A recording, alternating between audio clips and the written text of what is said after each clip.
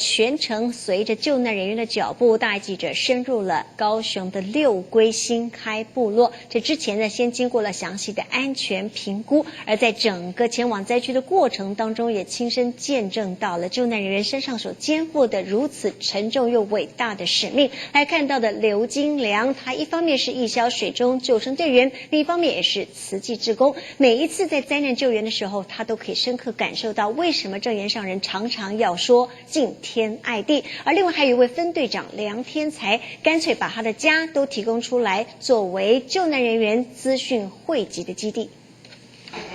水路大溪去开水路。但还没爬几口，无线电就响起。这台机器掌握着附近村落最新的状况。这1-2个小时够了。所以你几乎都是一直在监听这个？对，每天对外联系都全部看这一台啊。会不会怕漏听的一些讯息？还是有。是义消，也是在这块土地长大的孩子。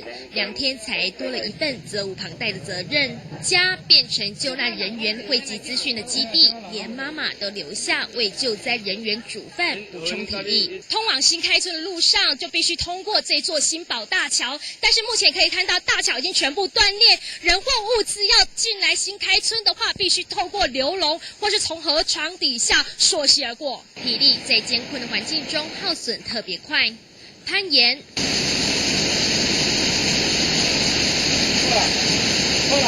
通过湍急的河水，每一步的前进都是期盼能带回好消息。参与救难行列的这位水中救生队员，他还有一个身份，就是慈济志工。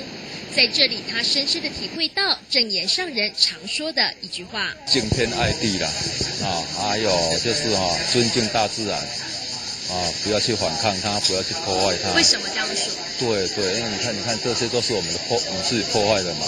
救难中所见所闻，除了不忍，也从警惕中学习。不断来回穿梭的身影，只希望所有伤痛的心都能从爱中重生。带新闻嘉宾邓一中高雄报道。